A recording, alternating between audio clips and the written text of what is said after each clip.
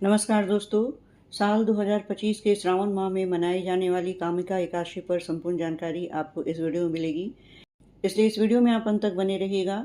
कामिका एकादशी की तिथि क्या है, शुभ मुहूर्त क्या है इसका महत्व, साथ ही इस दिन कौन से शुभ योग का निर्माण हो रहा है, उस दिन का पंचांग क्या है और अंत में आपको इसकी कथा भी सुनाई जाएगी। तो वीडियो में अंत तक बने रहिएगा।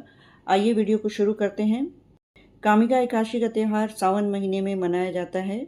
यह पर्व सावन माह के कृष्ण पक्ष की एकादशी तिथि को मनाया जाता है।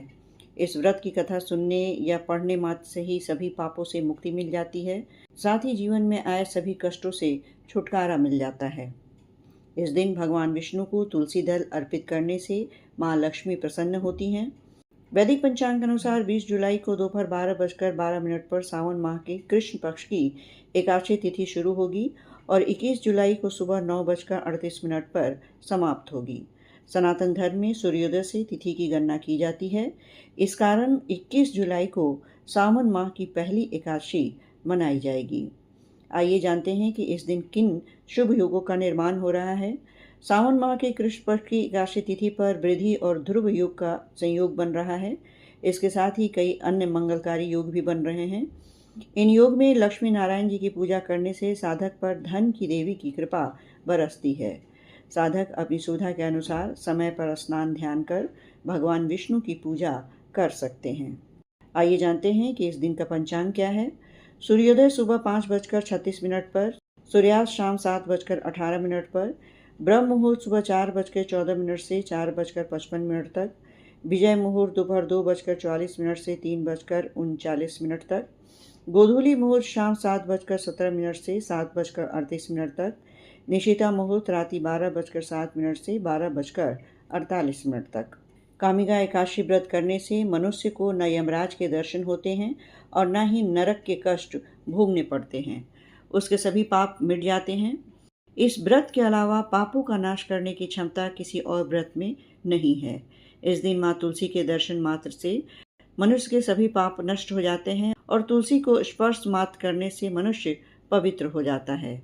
तुलसी के पत्ते को जल में डालकर स्नान करने से यमराज से मिलने वाली सभी यातनाएं नष्ट हो जाती हैं और तुलसी जी को भगवान के चरणों में अर्पित करने से मोक्ष की प्राप्ति होती है। एकादशी के दिन जो मनुष्य भगवान के सामने दीपक जलाते हैं, उनके पितर स्वर्गलोक में अमृत का पान करते हैं।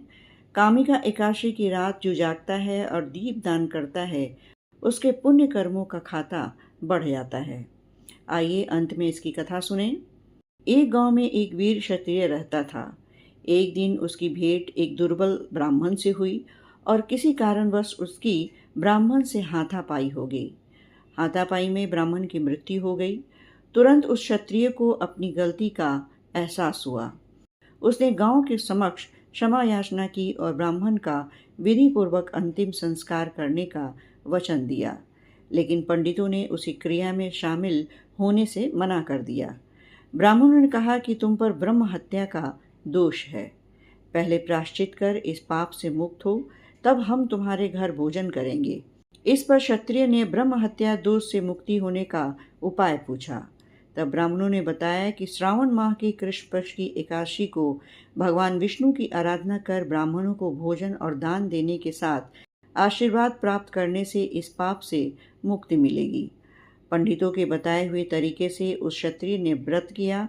उसी रात भगवान विष्णु उसके सपने में आए और बोले कि तुम्हारी भक्ति और आज की पूजा से मैं प्रसन्न हूँ। इस व्रत के पुण्य से तुम्हें ब्रह्म हत्या दोष से मुक्ति मिल गई है। तब से ही कामिका एकादशी व्रत की परंपरा प्रारंभ हुई। इस एकादशी की कथा सुनने मात्र से ही वाजपेयी यज्ञ के फल की प्राप्ति होती है। ये थी संपूर्ण जानकारी साल 2025 के श्रावण माह में पड़ने वाली कामिका एकादशी पर विशेष जानकारी। वीडियो अच्छी लगी हो तो इसे लाइक और शेयर जरूर करें, साथ ही मेरे चैनल को सब्सक्राइब भी करें ताकि आगे आने वाले वीडियो का नोटिफिकेशन सबसे पहले आप तक पहुंच सके और व्रत और त्योहारों से संबंधित तिथि की सही और सटीक जानकारी आपको समय समय पे मिलती रहे। अब मुझे आज्ञा दी। ओम नमो भगवते वासुदेवाय नमः।